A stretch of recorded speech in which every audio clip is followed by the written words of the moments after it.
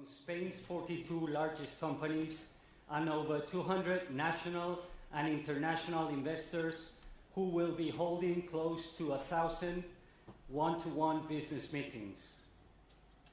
The Spain Investors Day unfolds in 3 different venues. This hotel, which is hosting us for the first time, and in which the institutional acts and discussion panels will take place. The BNP headquarters from Calle Serrano, where the one-to-one meetings between investors and companies are being held, and the Palacio de la Bolsa de Madrid, where tonight we will have our official dinner. The main objective of this event is to generate trust in Spain and its companies, to boost investment and growth in the local economy. Now, on behalf of Estudio de Comunicación, organizers and hosts of our strategic partners BNP Paribas and BNP Paribas Exane, our sponsors Deloitte, Endesa, Letter One, CaixaBank, BME and Prisa, our academic sponsor ESADE, and our collaborators Linklaters, ICEX, Invest in Spain, ICO, Cofides, Novartis, Johnson & Johnson, GSK, and Invest in Madrid, we are pleased to announce the opening of the Spain Investors Day 2026. His Majesty King Felipe VI is the Spain Investors Day Honorary President, and today we have the privilege of having him chair this opening ceremony. Your Majesty, thank you very much. Without any further delay, the official opening ceremony, sponsored by BNP Paribas and BNP Paribas Exane, will now begin. I give the floor to Cecilia Bonet, Chairwoman for BNP Paribas.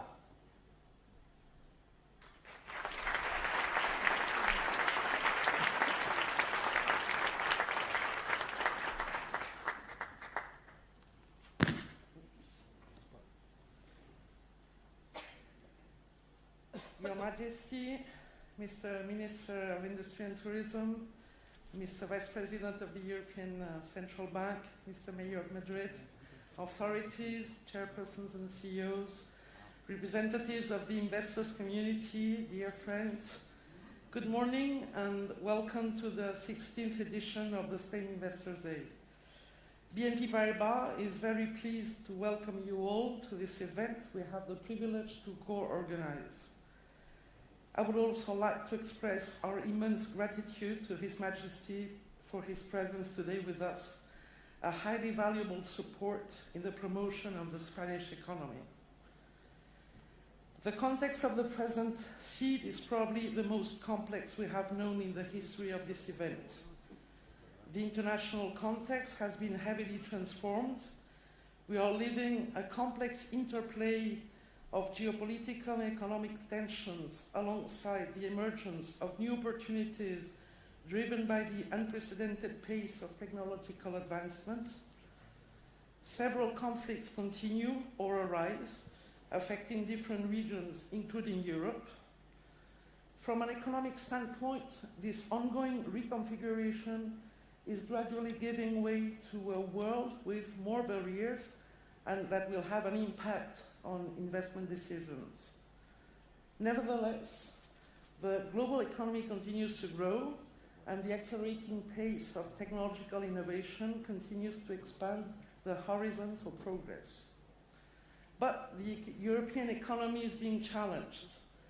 The reconfiguration I was mentioning includes, on the one hand, in the US, a massive support to the American industry through, let it call, new ways of protectionism, and on the other hand, in China, a long-term strategy aiming at continuing gaining influence on the international markets and strategic sectors, thanks to a vast industrial fabric with large public support. We definitely need in Europe a clear stance on our security and on the democratic values on which our economies are based. And if we intend to be not only a consumer's region, but also a producer's one, we must gain sovereignty in our economic model and in the financing of our industry, as well as need to recover higher levels of productivity. In this respect, Spain is playing a decisive role in Europe's challenges. Spain has become Europe's growth engine, reaching a close to 3% growth in 25, the double than the Eurozone. The Spanish growth rate will moderate somehow in 26 and 27, but Spain will still continue contributing strongly to Europe's growth. Spain's economy is benefiting from a strong immigration with a distinctive proportion of higher levels of education and job skills. Probably sets a good example for the rest of Europe. Spain is a clear leader in renewable energy from both a technological and industrial standpoint. We are the second greenfield destination in Europe by projects and capex, and third by jobs created. Spain continues to be the second country in Europe when it comes to attracting foreign investment after France. This influx of direct investment, although it has slowed down, is still significant and supports the development of Spain's productive potential and improves the country's export capacity. The M&A market has been active throughout the year, with a volume of activity 40% higher than previous year, and with a continued important role of private equity. Last but not least, the large Spanish corporates, most of them present in this event, have proven to be an example of transformation and adaptation since the very serious financial crisis they faced.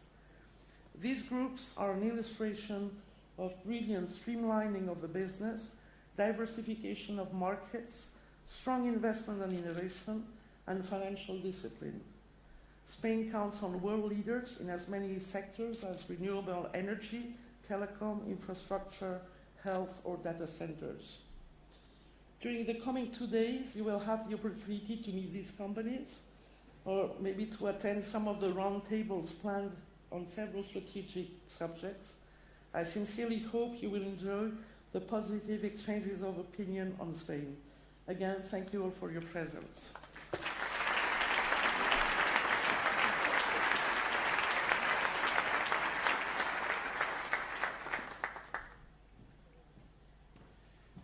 Thank you very much, Ms. Bonet. I now give the floor to the Madrid Mayor, José Luis Martínez Almeida. Mayor, please. Thank you.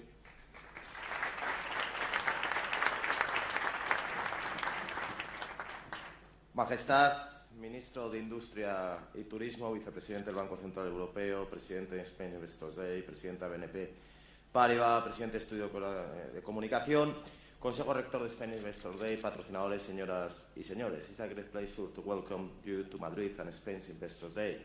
Over the 16th edition, Spain Investors Day has become a trusted meeting point between Spain and the global investment community, offering a clear view of our economy. Spain is a great nation that will have a great future by following the principles of stability and credibility. That His Majesty King Felipe VI, the essential pillar of our political system, has so extraordinarily represented over the past 10 years. The global environment is entering a new phase of society, shaped by geopolitical shifts and changing economic balances that affect markets. In this context, investors seek certainty, long-term vision, and reliable partners. Madrid wants to be part of the solution. Los datos de Madrid son incontestables desde el punto de vista económico, no solo desde el año 2019, cuando por primera vez fuimos la primera región en Producto Interior Bruto, sino porque en estos momentos el Producto Interior Bruto de la Ciudad de Madrid, si fuéramos un país, sería el 58º país en el mundo. Y por tanto, por eso nos hemos convertido en el segundo destino en inversión extranjera y en atracción de inversión extranjera en Europa, en el ámbito inmobiliario, en la tercera ciudad en Europa con mejor estrategia de atracción de inversión, aparte de ser una ciudad que es un vivero de emprendimiento y de talento. Todas estas fortalezas podrían denominarse milagro, que es como se habla habitualmente cuando a una economía le va especialmente bien. Pero aquí no hay un milagro, sino aquí hay el fruto de un trabajo esfuerzo, un duro esfuerzo continuado en el tiempo, que se basa fundamentalmente en dos notas que son más importantes que nunca en el mundo en el que vivimos hoy en día: confianza y credibilidad. Dos cuestiones que no se caracterizan con la Ciudad de Madrid de manera temporal y pasajera, sino que permanecen en el tiempo a lo largo de las últimas décadas, porque están fundamentadas en una serie de políticas que son precisamente las que nos dan la credibilidad de poder pedir esa confianza a los inversores y de poder transmitirle a todos ellos que Madrid no va a cambiar y que, por tanto, Madrid va a seguir sobre los mismos ejes de actuación que nos han caracterizado a lo largo de los últimos años y que nos han permitido llegar a la situación privilegiada en la que nos encontramos en estos momentos. Y por eso, cuando hablamos de seguridad, un marco de seguridad jurídica, un marco normativo de simplificación, la capacidad de reducir los plazos administrativos, el marco fiscal competitivo o la capacidad de atraer inversión desde los mecanismos de colaboración público-privada. No hay mejor ejemplo en estos momentos que la ciudad de Madrid, no solo por lo que hemos hecho, sino por lo que estoy seguro de que seremos capaces de hacer a lo largo de los próximos años. Y, por tanto, Spain Investors Day es una extraordinaria oportunidad para nosotros, para poder dirigirnos a todos los inversores y para poder decirles que pueden seguir confiando en Madrid, porque Madrid va a seguir actuando sobre los mismos pilares, sobre los mismos principios y sobre las mismas políticas que nos han permitido llegar hasta la situación en la que nos encontramos hoy en día. Y que, por tanto, tenemos muy claro cuál es el rumbo definido, qué es lo que tenemos que hacer, cómo tenemos que seguir trabajando y qué es lo que tenemos que ofrecer, porque en un mundo en el que precisamente la certidumbre no es la nota habitual, Madrid es ese foco en el que uno puede confiar y en el que uno puede saber que las reglas no se cambian a mitad de partido, que las reglas no se cambian a mitad de juego y que las reglas además siempre van a ir orientadas en la misma dirección. Por tanto, en ese sentido yo aprovecho para pedir esa confianza en la ciudad de Madrid, una confianza que no pido como consecuencia simplemente de la mera voluntad o del mero deseo, sino que está acreditado por ese mantenimiento en el tiempo de esas políticas que nos han permitido ser en estos momentos, sin lugar a dudas, uno de esos lugares en el mundo en los que hay que estar. Y, por tanto, permítanme finalizar diciendo que en this constant Madrid approach the future with responsibility and ambition, as a global city firmly committed to Europe, open the world and feel the world that economic growth can only be achieved through freedom, investment and attraction of talent. I trust that the conversations started during these days will continue to grow and bear fruits in the months and years to come. Thank you very much.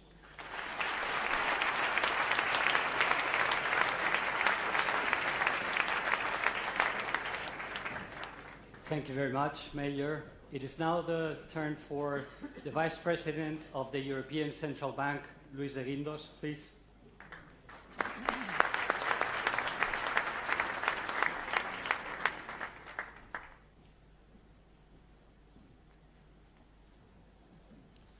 Majestad, excelentísimo señor ministro, excelentísimo señor alcalde, señoras y señores, buenos días a todos. Muchísimas gracias por la invitación. I will continue in English. Good morning to everyone. The global economy is facing a period of profound transformation and heightened uncertainty. The past year has brought major shifts in the international economic environment, driven by significant changes in US policy and the erosion of the multilateral, rules-based system which has long supported global trade and international relations. The introduction of substantial tariffs has disrupted trade flows, weakened confidence, and created ripple effects across economies. Geopolitical risks remain elevated. The shift to a new paradigm reflects profound global uncertainties that are likely to persist. These developments have had tangible implications for economic activity and financial stability in the euro area. Let me elaborate briefly on the economic situation in the euro area.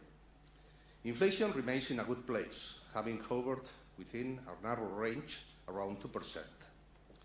Energy prices were lower than a year ago, while core inflation also fell slightly. A strong wage growth continues to push up underlying inflation. However, more forward-looking indicators point to wage growth easing in the coming quarters, before stabilizing towards the end of 2026. Our most recent assessment reconfirms that inflation should stabilize at the 2% target in the medium term. Despite the challenging environment, economic activity has been resilient. It grew by 0.3% in the third quarter of 2025, mainly reflecting a stronger consumption and investment. Growth was largely driven by the services sector, while activity in industry and construction remained flat. The economy also continues to benefit from a robust labour market, with unemployment close to its historical low. Compared with earlier projections, economic growth has been revised up to stand close to 1.5% over the next 3 years. Global trade, domestic demand is seen as the main engine of growth in the coming quarters. Business investment and substantial government spending on infrastructure and defence should increasingly underpin the economy. Consumption is also expected to rise, but the household saving rate is only gradually coming down from still elevated levels. The main reasons for high savings by euro area households include the fear of higher taxes in the future, what economists call the Ricardian motives, and concerns about the future income, precautionary motives. Ricardian saving motives are linked to consumers' expectations about future developments in taxes and welfare spending. Saving scores are thus higher in euro area countries with weaker fiscal positions.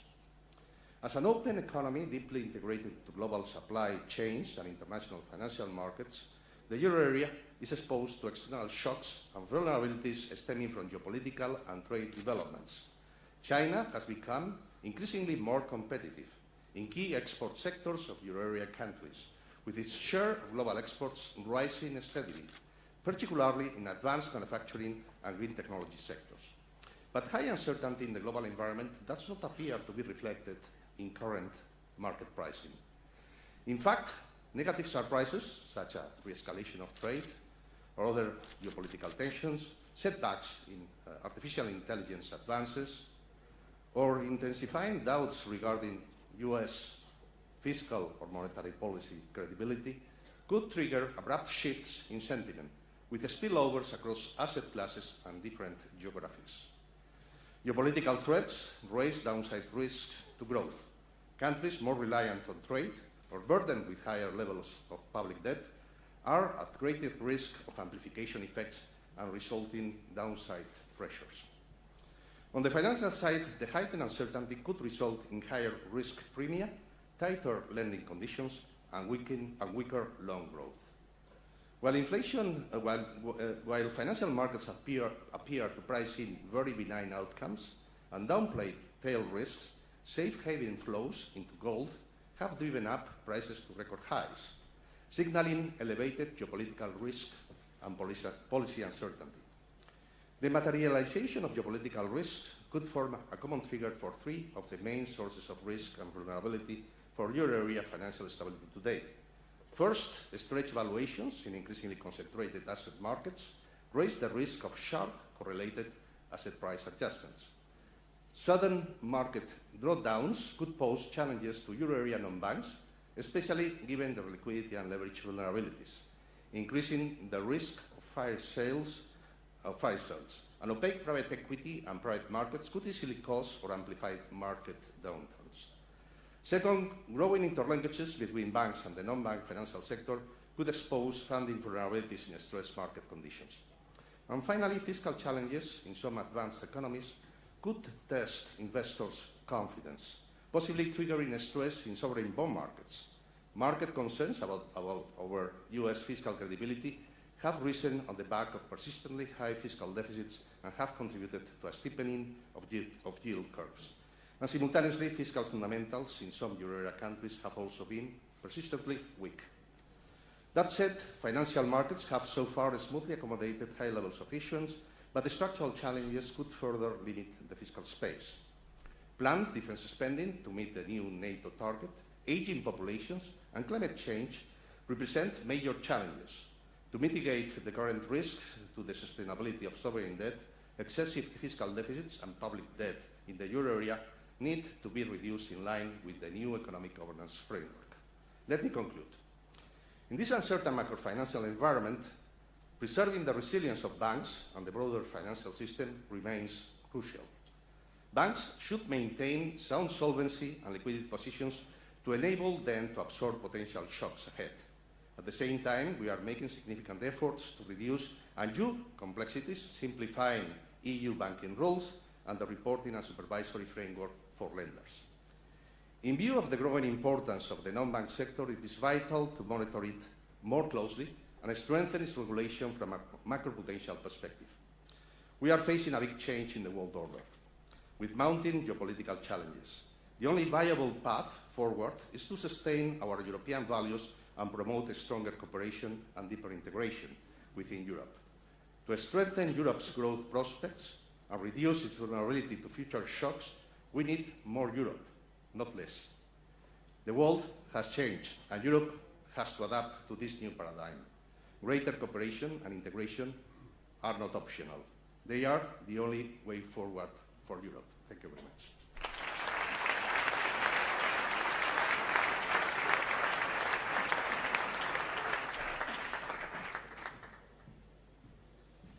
Thank you very much, Vice President. Let me now give the floor to the Minister for the Industry and Tourism, Jordi Hereu.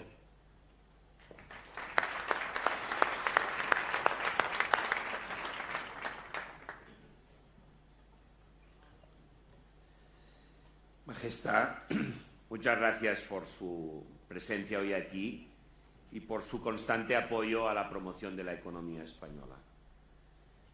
Querido alcalde de Madrid, es siempre un placer poder desarrollar actos en esta ciudad. Vicepresidente del Banco Central Europeo, Luis de Guindos, presidenta de BNP Paribas España, Cecilia Bonet, y quiero agradecer también el impulso al presidente del Spain Investors Day, Benito Berceruelo, así como a la secretaria de Estado de Comercio. Authorities, ladies and gentlemen, welcome to Spain. I would like to start by expressing my gratitude to Spain Investors Day and all those who have made this event possible for giving me the honor of having these initial words. I am delighted to take in part in Spain Investors Day inauguration, an event I would describe as one of the most significant since 2010 in terms of bringing together investors, leading Spanish and international companies, and key public sectors actors.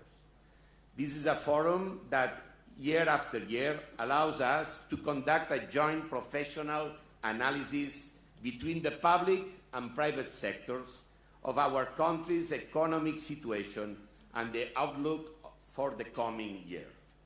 A forum, likewise, where both public authorities and major economic actors could share and listen to ideas about the great challenges and opportunities that we face together. How did perform the Spanish economy last year? We can say with complete confidence that the Spanish economy is at the forefront of growth, both within the European Union and among the world's developed countries. In fact, since the very first Spain Investors Day 16 years ago, the country's economic data has never been as strong, as compelling as it is today. Let the numbers speak for themselves. According to the Spanish National Bank, our GDP has grown by 2.9% last year, significantly outpacing the Eurozone average. Furthermore, 2025 marked the 5th consecutive year of solid growth following the pandemic. The 5th year is a row surpassing the European average, and the 5th consecutive year setting records in terms of Spain's overall economic output. Likewise, while other countries still struggle to keep inflation at check, we control inflation while achieving economic growth. Thus, since the outbreak of the war in Ukraine in 2022, when inflation soared in Europe and in many other countries such as the United States, we have managed to reduce inflation to less than half during this period, without halting growth. The Spanish risk premium, la prima de riesgo, is now around 40 basis points. In 2010, it was 10 times higher than it is today. Speaking of markets, the IBEX 35, Spain's main stock index, closed a record year, finishing 2025 with an appreciation of more than 49%.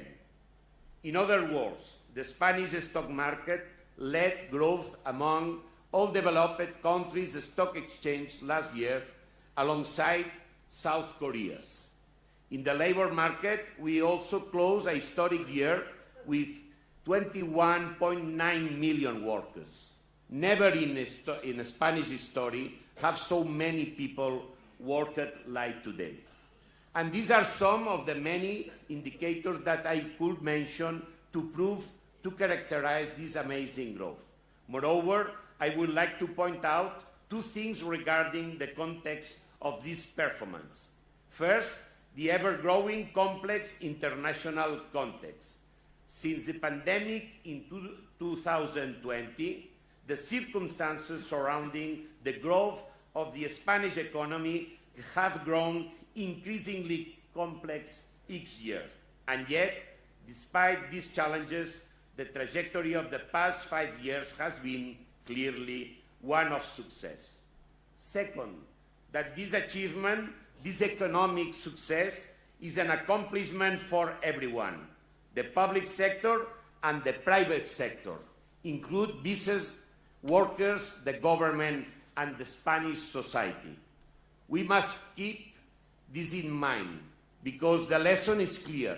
When we collaborate, when the public and private sectors extend a hand to each other, the economy grows and the country thrives.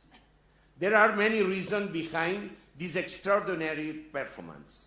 Let me briefly comment on some link to the Ministry of Industry and Tourism. The first reason can be seen in the Spanish industrial sector. In 2010, the industry in Spain employed roughly 2.5 million people. Today, that number has surpassed 3 million people. This is highly significant. Employment in the industrial sector is of a high quality, stable, highly productive, and closely linked to research and innovation. In short, industry is the most reliable path to high-value economic growth. And in the recent years, Spanish industry has been experiencing a remarkable growth.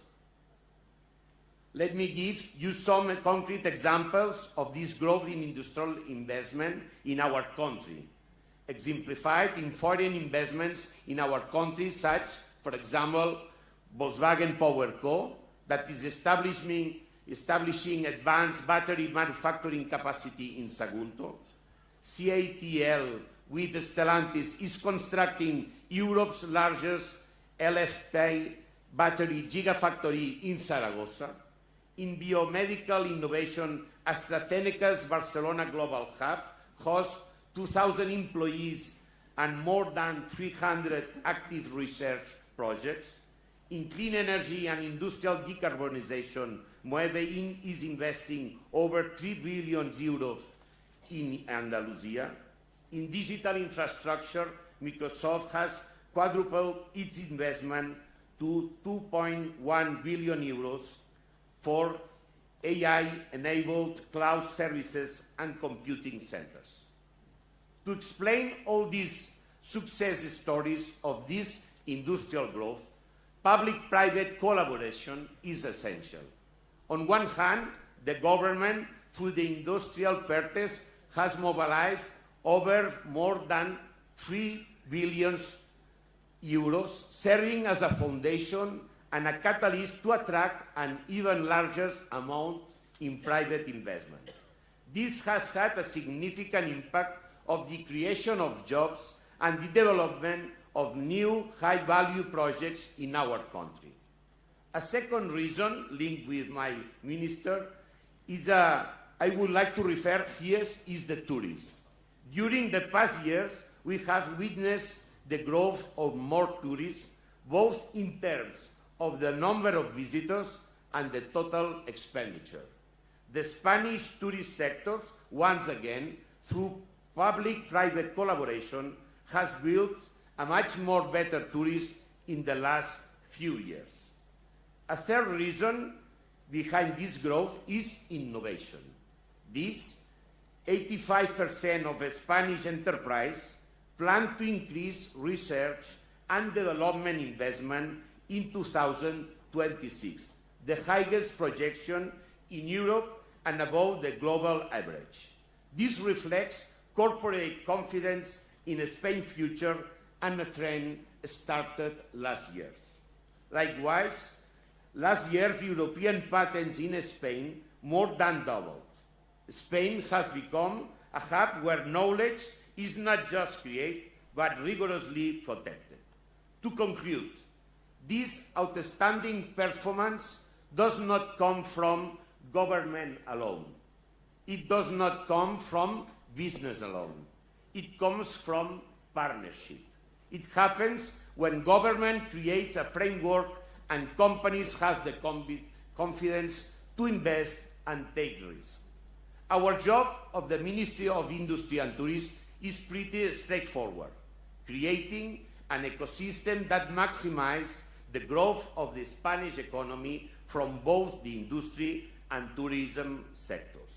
And that this is a shared mission. Government creates conditions, business executes. The people here understand this. They are not waiting for the future. They are building it. And they are building it here in Spain. And we, as a government, are here to help them to do it. Welcome to Spain, and thank you very much to trust in Spain and for your investments in our countries. Thank you very much.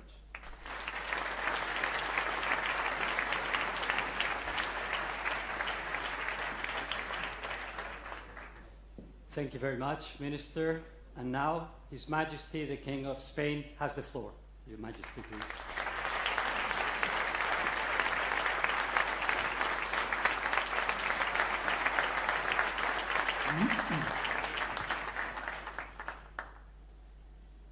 Muy buenos días. Good morning, everyone. Ministro de Industria, Turismo y Turismo, Alcalde de Madrid, Vicepresidente del Banco Central Europeo, Presidente Ejecutivo y miembros del Spain Investors Day, Presidenta del BNP Paribas en España, autoridades, señoras y señores, Secretario de Estado, Presidente de la Cámara de Comercio, en fin, unas cuantas autoridades y sobre todo muchos CEOs de compañías que participan en esta nueva edición de SID.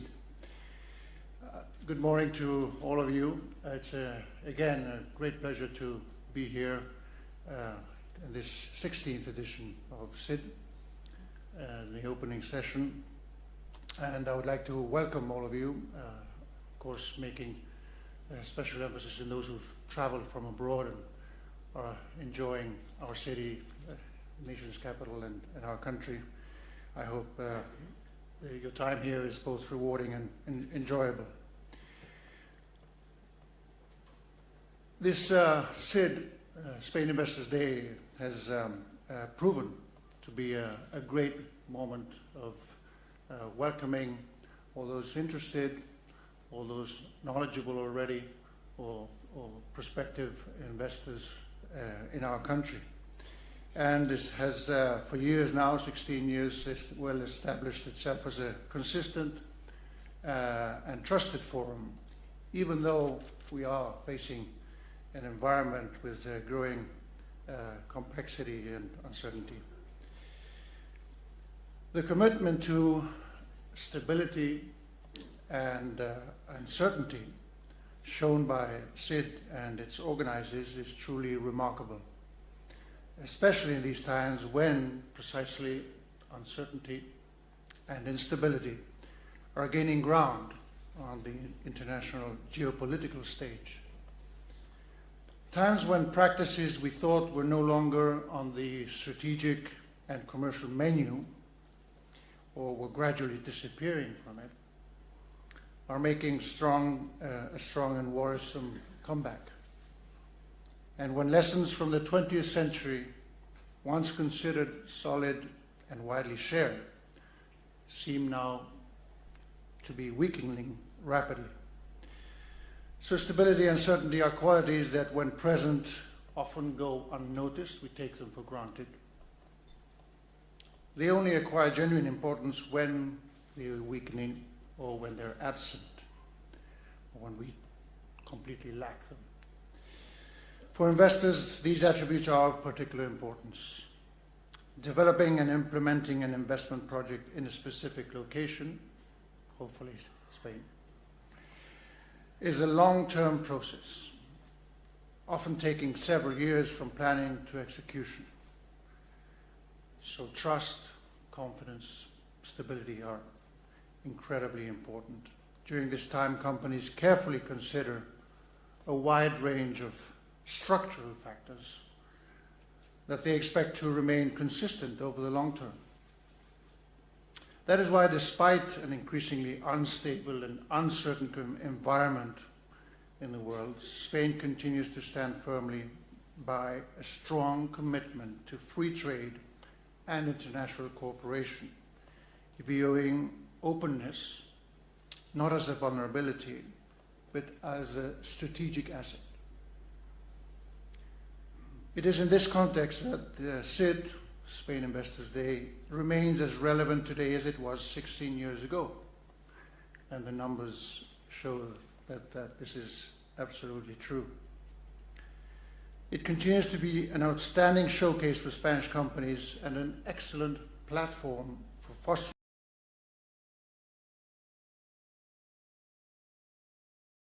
business opportunities among participants. But it is even more than that. It is also a statement that reflects our commitment to stability and international engagement, values that define our business sector and our economy as a whole. Especially in this challenging international context, I would like to reaffirm here that Spain remains one of the most open countries in the world to international trade and cross-border investment. Our country is firmly anchored in the European Union. We have done well among our partners in Europe. We have benefited hugely from our partnership. We are fully committed to the single market, to legal certainty and a stable framework that the EU provides, and we hope that stays in the future. Our European convictions go hand in hand with our vision of, our positive vision of multilateralism and cooperation as guiding principles of our international relations. This approach is also visible in Spain, in Spain's close and enduring bonds with Latin America, and I'm sure many of you share interests and are heavily engaged both in Europe and Latin America. And we welcome the presence of some ambassadors as well from the region. A region with which we share profound historical, social, economic, political and cultural ties. Furthermore, we have consolidated our position as the world's second largest tourism destination, as the Minister pointed out. The figures are quite impressive, closing on 100 million tourists visiting us from across the globe. Not only growing in numbers, but also when we see the sector building on quality and gaining confidence from the travelers and consumers. Spain's economic performance also reflects this global openness and international appeal. From a business perspective, we also rank among the leading recipients of foreign direct investment worldwide, after France. In addition, our country is achieving record level of exports, the highest ever in our history. True that our country has benefited often during crises of our open market and our focus on our internationalization. Never before have we had as many exporting companies as we do today. I remember years back, a couple of decades, where one of the main efforts in both government and the private sector was to encourage companies to engage into foreign direct investment or to look for partnerships abroad. Today that is a common reality. We have to only increase that effort of promotion. We have to bring more people, more companies, more SMEs into that activity. The strength of our exports of goods and services reflects the international competitiveness of Spanish companies.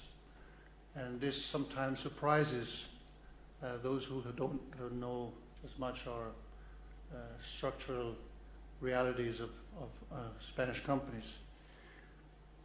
Many of them are leaders in their respective markets and sectors, and of course several will be present in this event. This is particularly encouraging international companies are better prepared to navigate new challenges. This is a general assessment. Of course, all of you should and are worried with certain developments in the world. But to navigate again, as I said, these challenges, it is better to be more outward focused and having strong roots as well.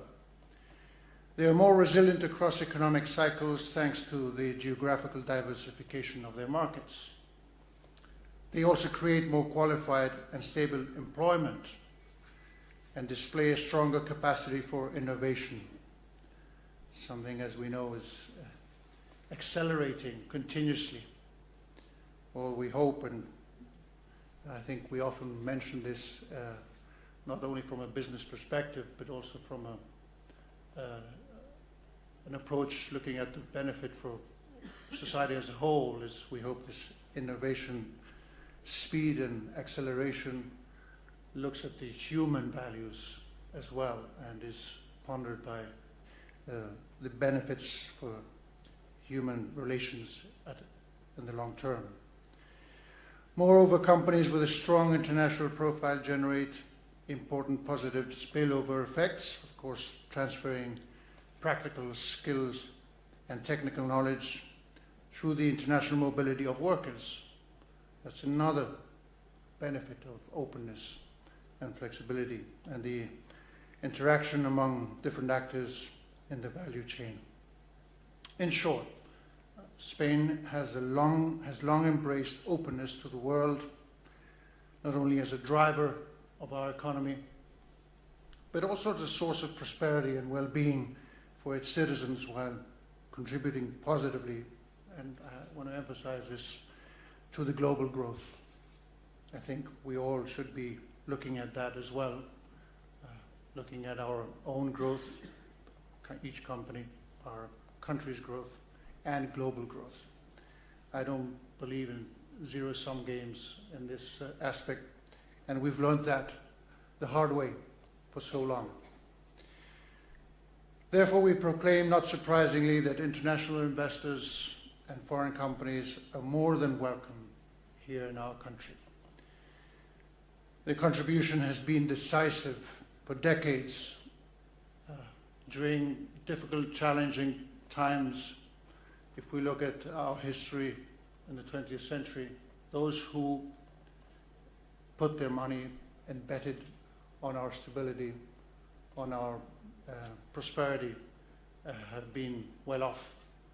And some of you have been very loyal to our partnership for decades, even in dire times. So not only we thank you, we just would like you to offer yourself as showcases for others. And that's the best example we can promote. Those who know what has happened, who know what the real aspects of our, not only our economy, but the way our people perform and the confidence they can build is something that we like to present as a great asset for the world. So these companies that have been with us for many, many years are a great example in pushing growth, providing jobs, and shaping an even more open and competitive and innovative economy. Therefore, Spain Investors Day is an excellent expression of the international drive of Spanish companies and our society as a whole. I am confident that this forum will continue to foster new business opportunities and promising initiatives built on trust and a shared long-term vision. And to mention, just as the Vice President of the Central Bank, European Central Bank said, as Europeans, we need to be very clear and focused on the importance of continuing the construction and strengthening of this common Europe, of our European Union. I don't believe there's a plan B, and if there is, it's certainly a worse plan than pushing forward and building a stronger Europe. We have to face and step up to those challenges that the world is presenting us. It's not an easy task, I know. I'm not on the job. I'm not in politics. I'm not in managing a company. I don't put my money as an investor. But I have a vested interest in long-term stability, obviously. So therefore, I can only ask for your trust, and to as well ask you for your trust and confidence in the future of Europe. That's it. So I'm honored, and it's a great pleasure for me to therefore declare officially open the 16th edition of the CID. Thank you all very much. I hope you had a good start of the year, and I wish you well for this 2026. Thank you.